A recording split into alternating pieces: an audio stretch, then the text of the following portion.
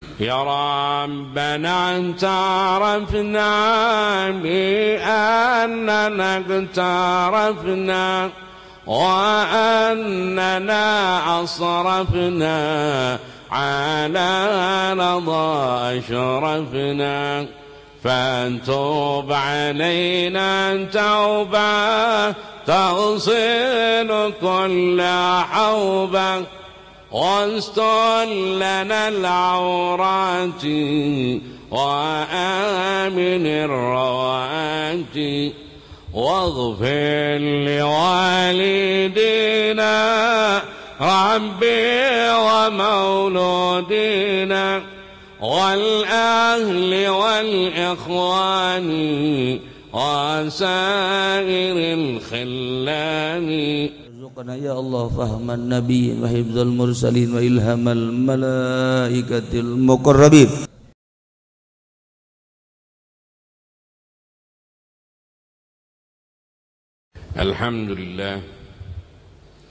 الحمد لله الذي هدانا لهذا وما كنا لنهتدي لولا أن هدانا الله وأشهد أن لا إله إلا الله وحده لا شريك له وأشهد أن محمدا عبده ورسوله أرسله بالهدى ودين الحق ليظهره على الدين كله ولو كره الكافرون.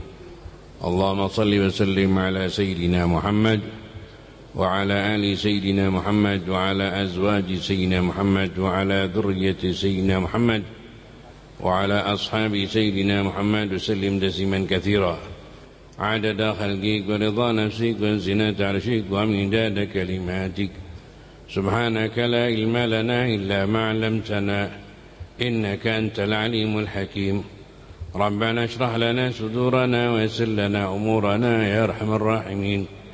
اللهم ارزقنا فهم النبيين وحفظ المرسلين وإلهام الملائكة المقربين وارزقنا علما نافعا وقلبا خاشعا وعملا متقبلا ورزقا حلالا طيبا مباركا فيه.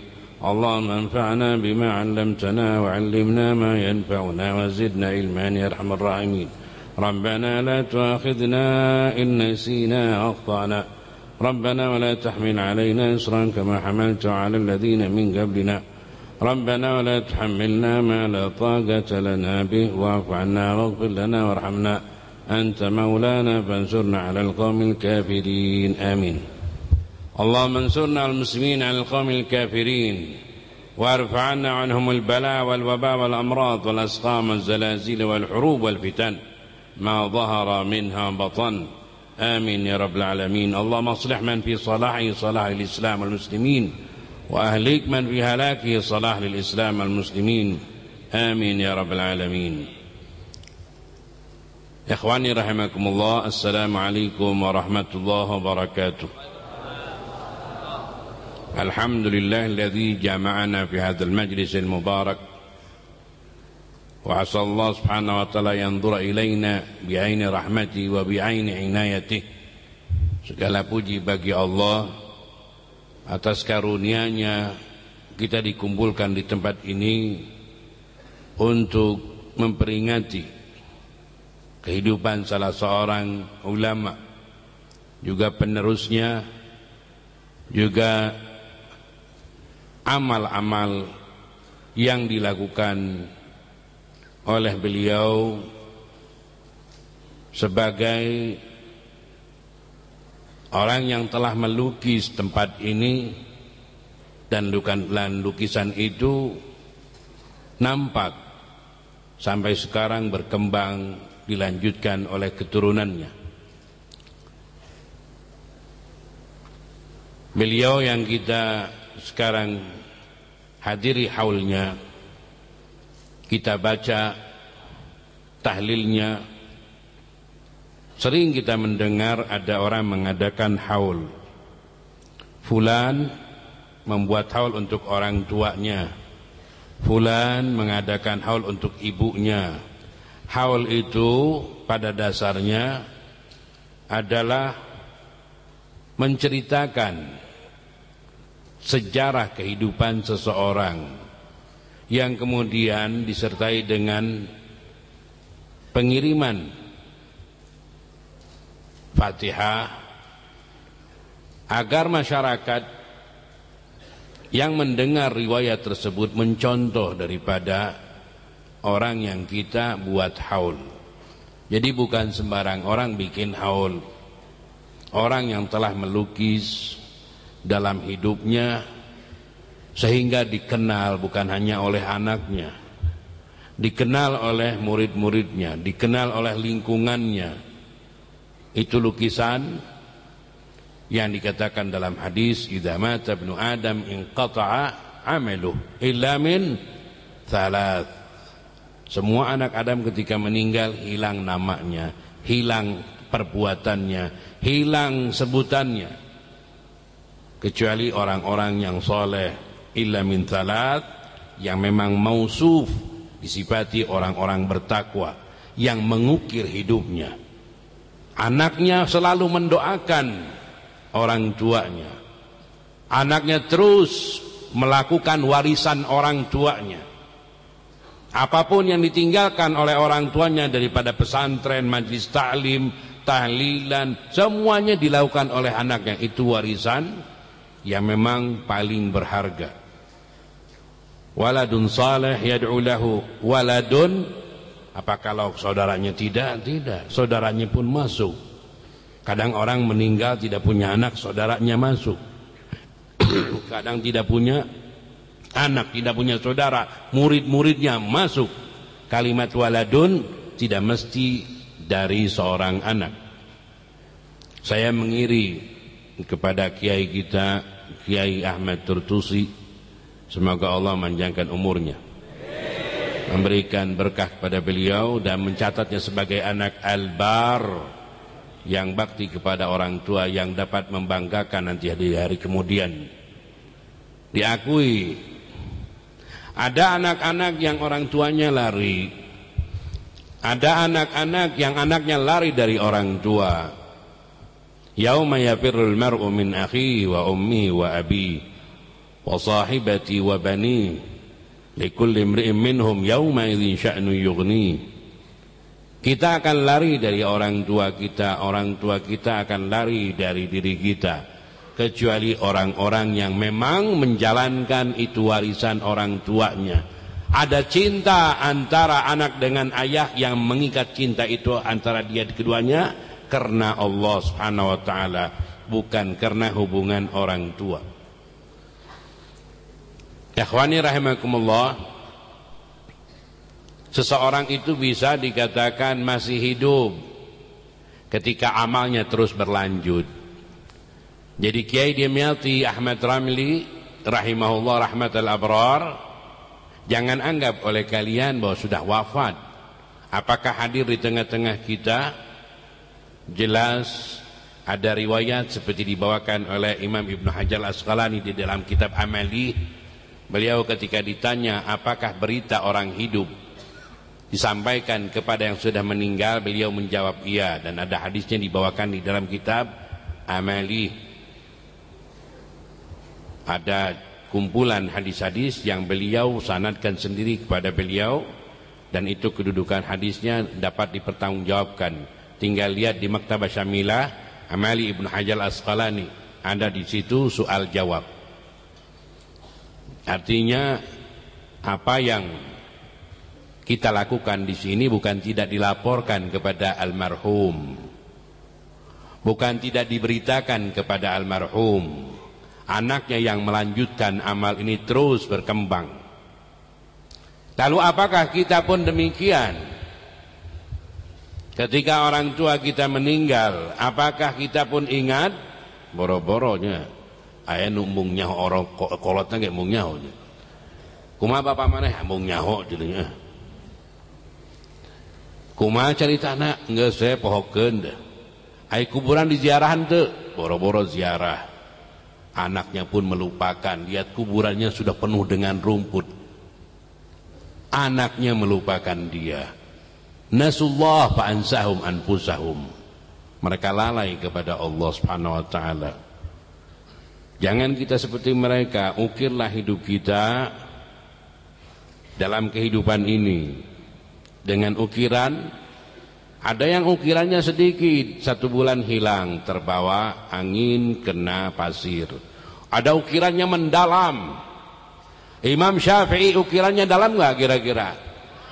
Disebut terus oleh orang, tidak, bukan anaknya, bukan siapa Pak, Imam Syafi'i. Beliau hidupnya 45 tahun, meninggal. Tapi namanya terukir di setiap muslim, subhanallah. Imam Syafi'i radhiyallahu anhu. Ikhwani rahimakumullah, Allah Subhanahu wa taala berfirman, A'udzu billahi minasyaitonir rajim. Bismillahirrahmanirrahim. Iqra bismi rabbikal ladzi khalaq. Khalaqal insana min 'alaq.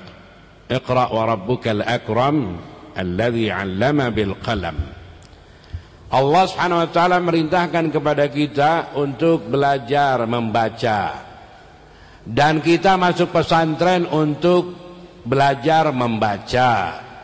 Membaca bukan hanya pandai membaca kitab. Seorang santri pulang dari pesantrennya, ditanya oleh teman-temannya, sudah baca kitab kuning belum? Sudah.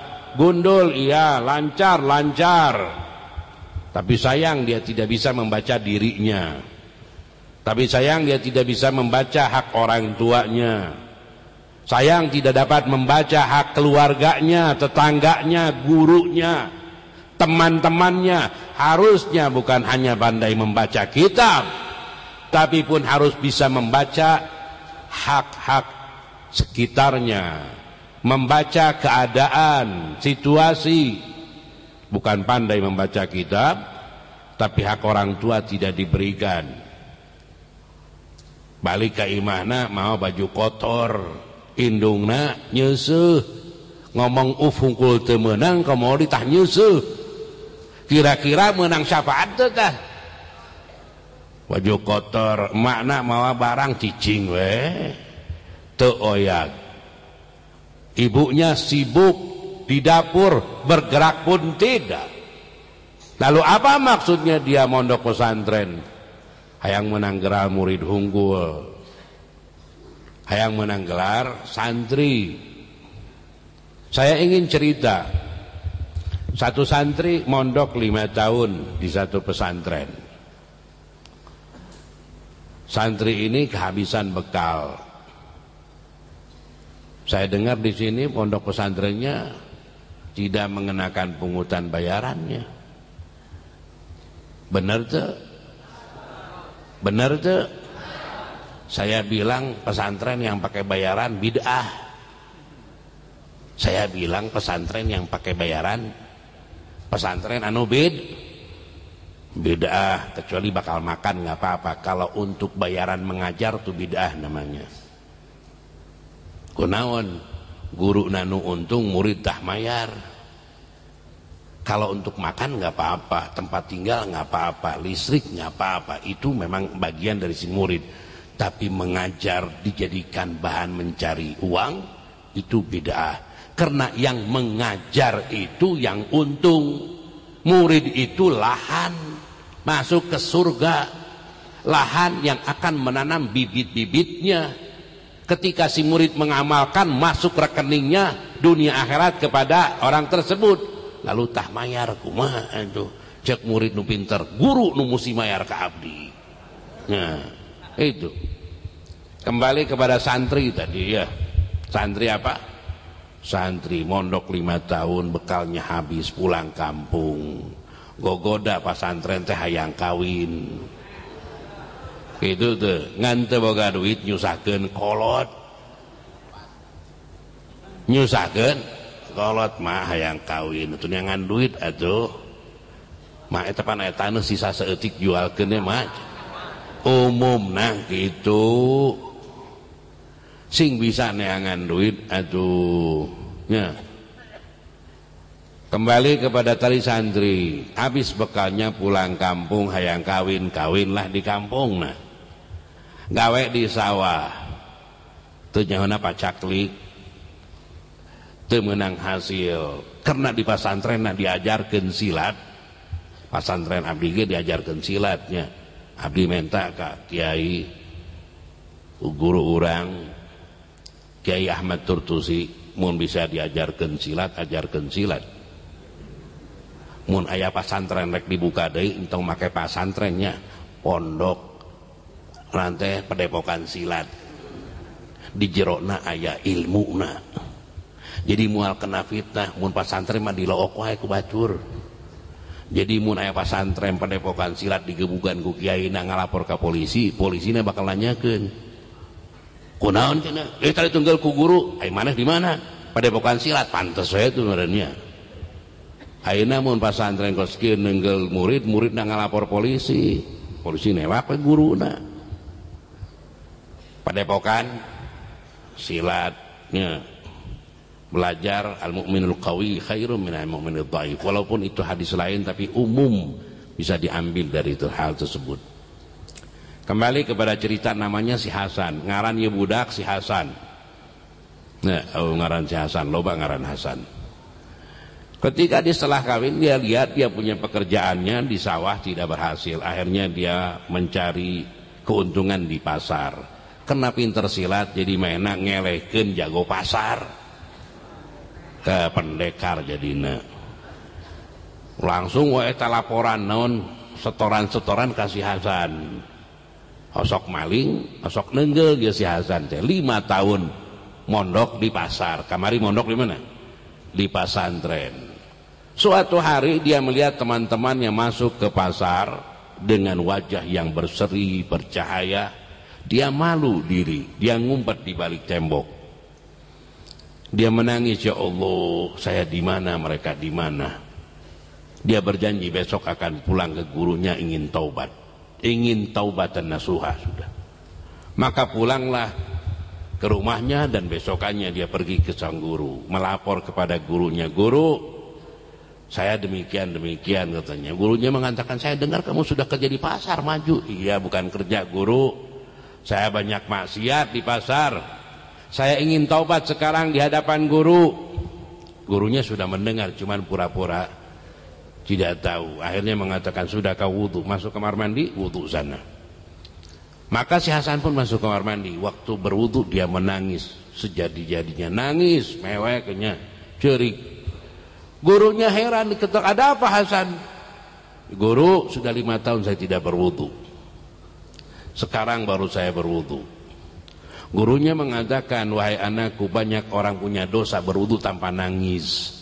Engkau sekarang bisa berwudu sambil nangis, pegang itu. Apa namanya cara? Pegang ini keadaan, setiap wudu kau harus nangis dan lihat mukamu, kau penuh dosa. Setiap wudu sertakan nangis. Sebab dalam hadis Nabi Muhammad SAW, seorang hamba ketika berwudu itu dosa mukanya hilang semua. Ketika tangan dosanya hilang semua, kaki pun hilang. Maka ketika mengasuh ke mukanya, dia menyatakan doa, ya Allah ampuni dosa mukaku yang penuh dengan dosa. Selesai berwudu, dia ingin sholat. Setiap kali Allahu Akbar nggak jadi, nangis lagi. Guru, ini bagaimana saya mau sholat takbir menangis lagi. Jadi kalau lagi orang mau sholat itu tidak perlu membayangkan adanya Allah.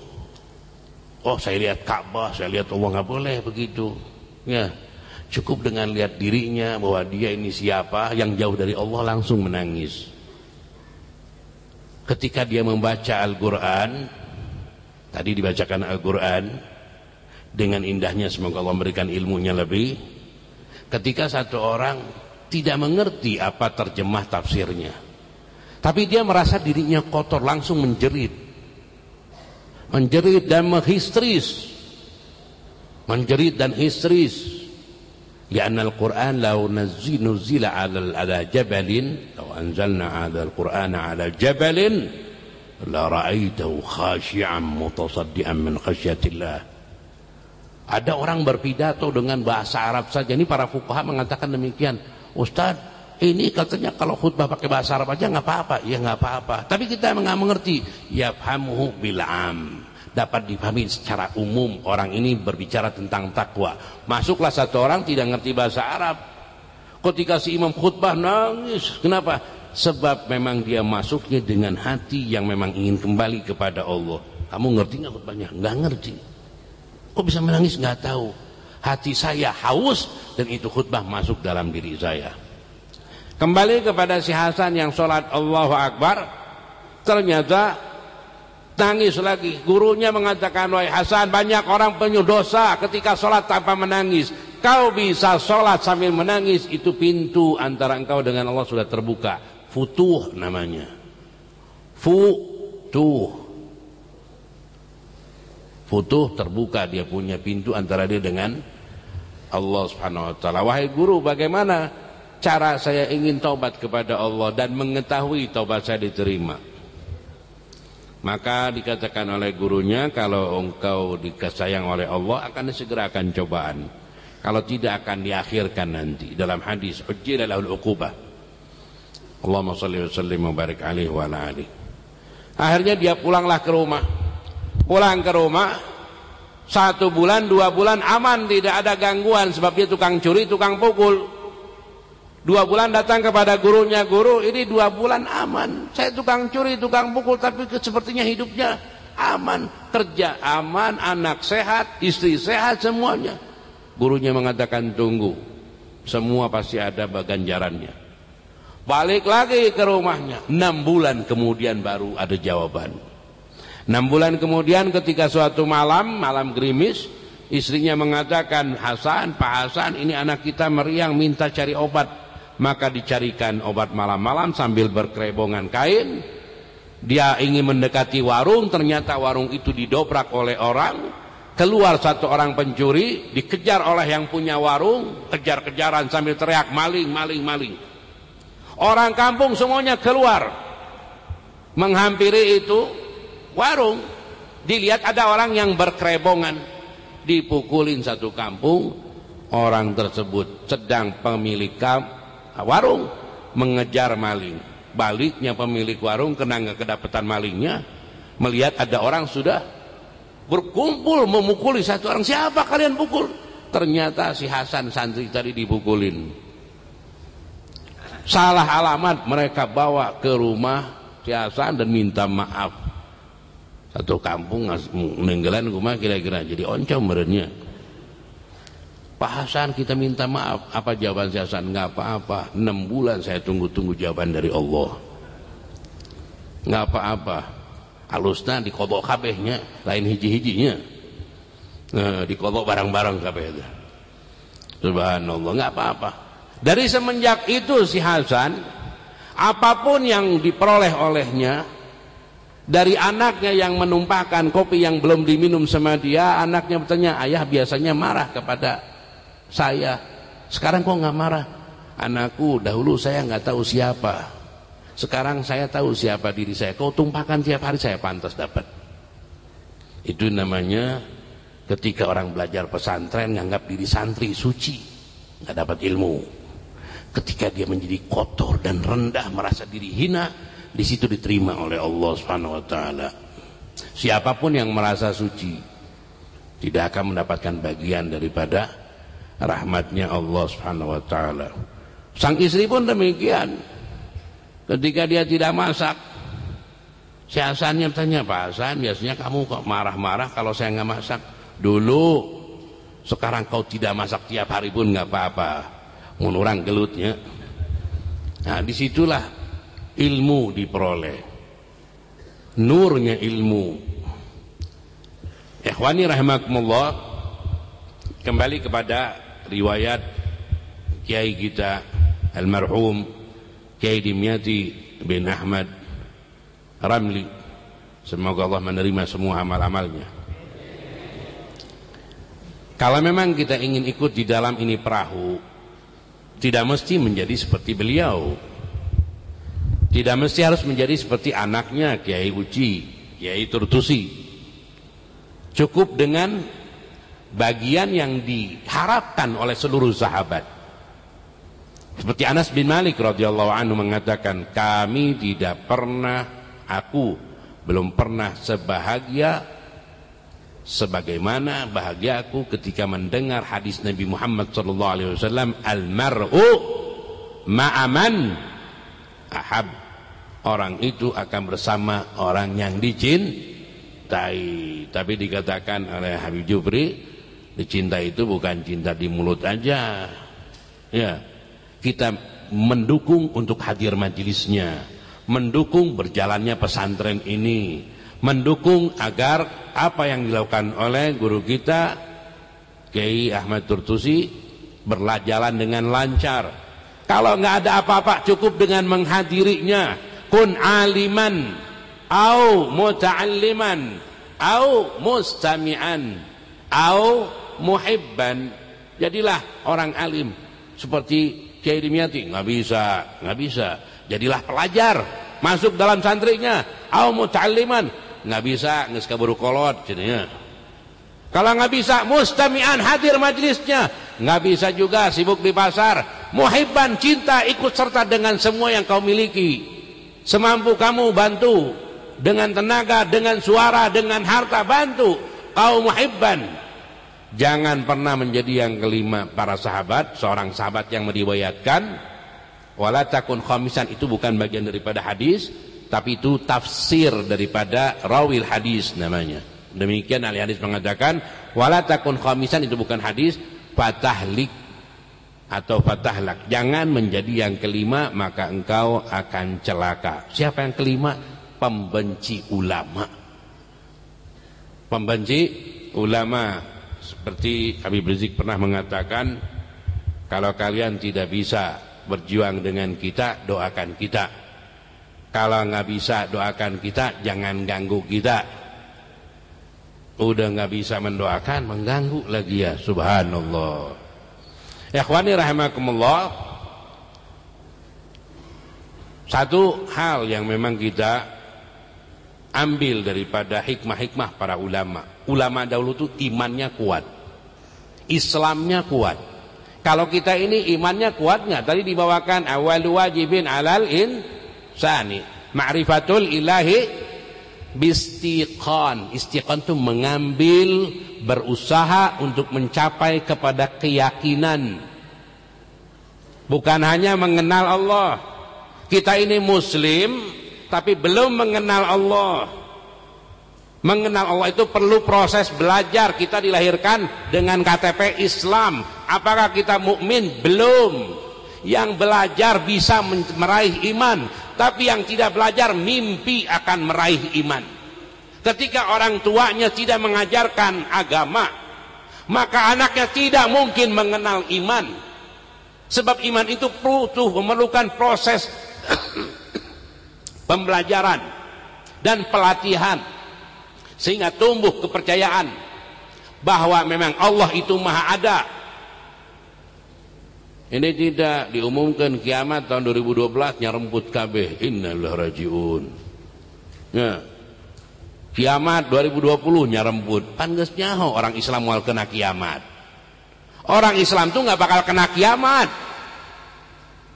Kiamat itu bakal kena orang-orang kafir. Orang Islam nggak bakal kena kiamat. Yang ditakutkan oleh orang Islam kiamat agama, sampai pergi ke dukun, menghalalkan yang diharamkan oleh agama, mengharamkan atau menghalalkan yang diharamkan, dan sebaliknya. Itu kiamat kubro. Anak keluar dari agama dan dia bisa keluar dari agama. Yusbihu mu'minan wa yumsi kafiran. Pagi-paginya dia mukmin, tapi sore harinya sudah menjadi kafir. Itu yang dikatakan kiamatnya kiamat agama, bukan kiamat dunia. Kiamat dunia orang Islam nggak bakal kena kiamat. Yakin tuh? Benar, kita diwajibkan meyakini adanya kiamat, tapi orang Islam nggak bakal kena kiamat. Jangan takut, orang kafir yang punya bengker di bawah itu yang bakal kena kiamat. Orang Islam di depan, di atas. Ikhwani rahimakumullah, menuntut ilmu banyak syarat yang harus kita pelajari. Saya ingin menyampaikan apa di antara syarat yang disampaikan oleh para ulama. Dahulu santri-santri itu kalau mau belajar ilmu agama dicoba dulu oleh gurunya. Dan saya yakin dalam murid-murid Habib Zain guru saya pun tidak semuanya masuk dalam hati gurunya. Jangan lagi murid, anak-anaknya pun ada yang tidak masuk dalam hati orang tua. Apalagi murid yang tidak ada hubungan apa-apa. Maka carilah hubungan dengan guru, sebab berkah itu Ilmu itu diperoleh dengan berkah dan adab. Tanpa ada adab dan berkah, tanpa ada adab, maka tidak akan memperoleh ilmu sama sekali. Dan adab itu diperoleh dengan khidmah. Khidmah itu berbakti dan siap melayani sang guru, bukan dengan tanpa pelayanan. Kalau istilah para sufi, murid itu kayak mayit di depan orang yang memandikan kumaha guruna, baru akan terbuka pintu kayak si Hasan tadi. Ya, jangan mencari banyaknya membaca kitab. Saya tadi dengar bahwa guru kita membacakan apa? Surat Al-Baqarah. Tabarakalladzi biyadil mulku wa ala kulli syai'in qadir alladzi khalaqal mauta wal hayata liyabluwakum ayyukum ahsanu amala. Mana yang terbaik di antara amal kalian, bukan yang terbanyak. Di antara syaratnya ditanya dulu, ada durhaka sama orang tua tidak? Kalau ada durhaka, maka sang guru tidak akan menerima sampai ada usuluh antara dia dengan anaknya, antara orang tua dengan anaknya.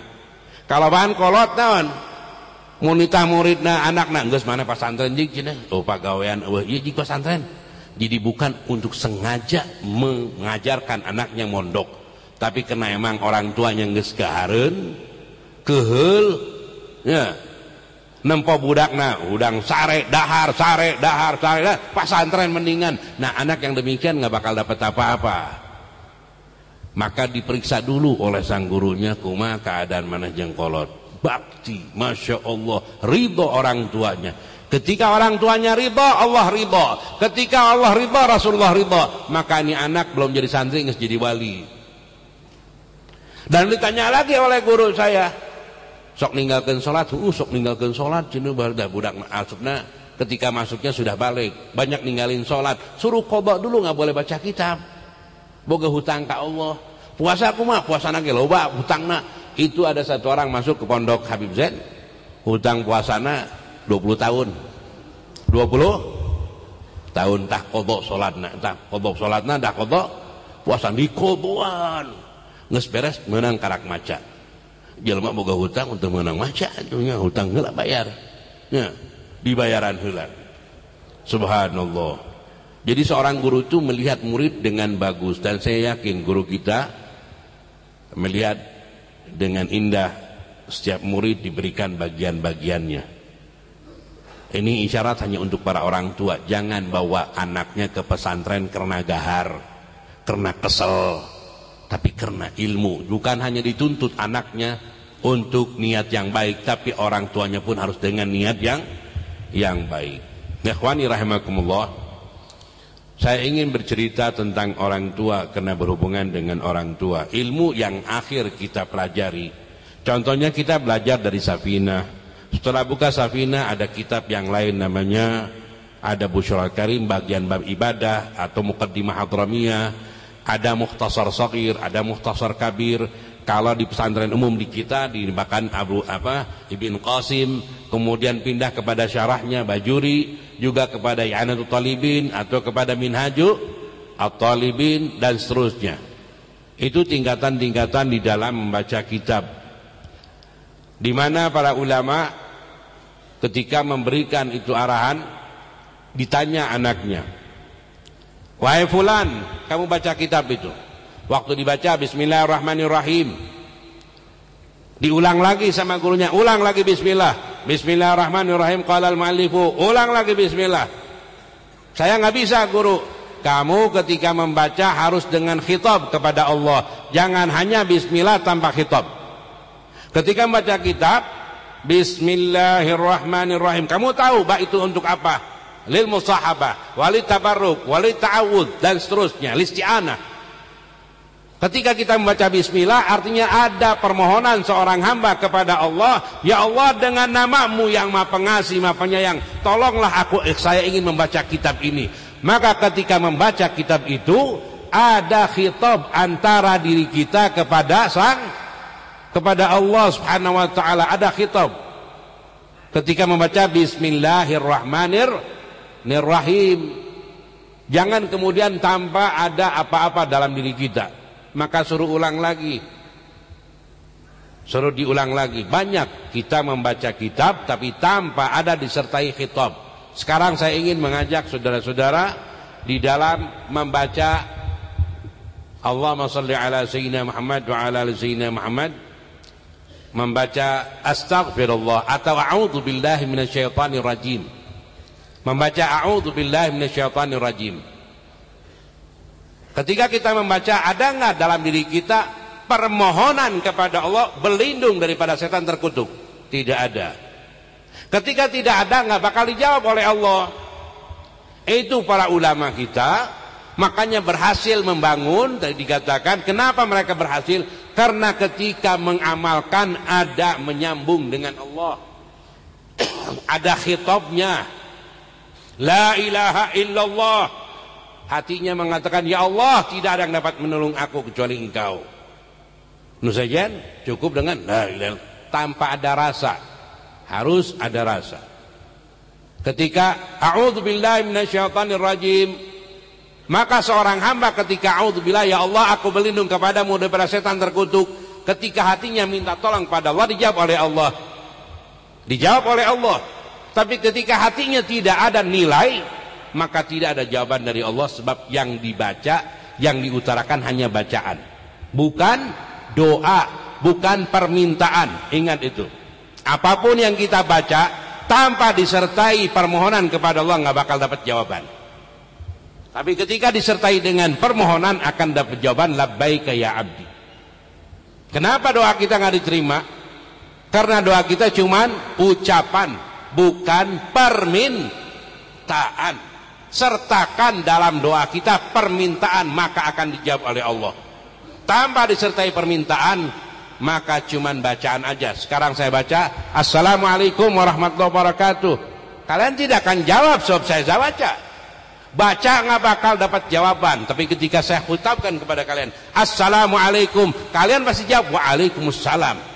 Itu antara kita dengan Allah. Maka sholat kita, ibadah kita, wiridan kita isikan khitab, ucapan antara kita dengan Allah subhanahu wa ta'ala. Wallahu a'lam. Saya ingin mengaku satu hal. Saya bukan tukang pidato yang pandai, saya tukang ngajar. Sayanya bisanya ngajar kitab. Biasanya ngajar kitab tuh pinter. Pidato akhirul kalam, saya ingin mengajak kepada saudara membaca doa ya Rabbana a'tarafna. Tapi sebelumnya saya ingin membawakan artinya agar ada khitab dalam diri kita. Yang kedua, saya juga memang lagi sakit, tapi saya cinta kepada seorang ulama yang memang memiliki peninggalan yang hidup. Peninggalan yang hidup. Ada peninggalannya hilang. Peninggalan yang hidup artinya rohani ulama itu tetap masih ada di tempat tersebut. Ingin tahu orang itu hidup masih ada di tempat itu, lihatlah amalnya. Ketika amalnya masih ada, orang itu masih ada di tempat tersebut. Jadi apa? Jadi karena itu saya terdorong, saya ke sini untuk ikut serta mengambil berkah daripada beliau almarhum Kiai Dimyati Ahmad Ramli. Semoga Allah Subhanahu wa taala memberikan keberkahan kepada beliau dan anak-anaknya, memanjangkan amal-amalnya sehingga amal dan pahalanya terus menyentuh segala lapisan yang berhubungan dengan beliau. Ya Rabbana a'tarafna. Ini doa para ulama yang selalu mengingatkan kepada kita bahwa ulama ini ngaku dosa besar. Ya Rabbana a'tarafna, ya Allah kami mengaku bi annana aqtarafna. Hafal panimanya? Hafal ke? Tuh dihafalkan. Ya Rabbana a'tarafna bi annana aqtarafna, bahwa kami banyak melakukan dosa. Wa annana asrafna, kami sudah berlebihan dalam melakukan dosa ya Allah. Ala ladha asyrafna, udah dikit lagi masuk neraka ya Allah. Ini doanya Habib Abdullah bin Husain bin Tahir, 200 tahun beliau, 200 tahun yang lalu.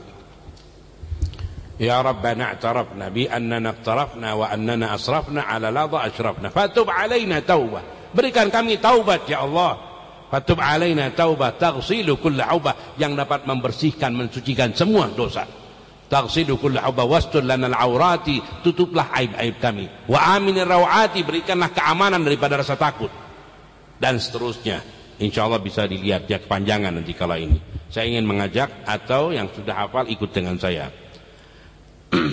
Ya Rabbana antarafna bi annana qtarafna wa annana asrafna ala radha ashrafna فانتوب علينا توبة تغسل كل حوبة واستر لنا العورات وآمن الروات واغفر لوالدينا ربي ومولودينا والأهل والإخوان وسائر الخلان وكل ذي محبة أو جيرة أو صحبة والمسلمين أجمع آمين يا ربي أسمع فضلا وجودا منا لا باكتساب منا بالمصطفى الرسول نحظى بكل سول صلى وسلم ربي عليه عند الحب وآله والصحب عداد طش الصحب والحمد للإله في البدء والتناهي حمدا كثيرا دائم ما هبة نسائم الحمد لله رب العالمين والعفو منكم والسلام عليكم ورحمة الله وبركاته.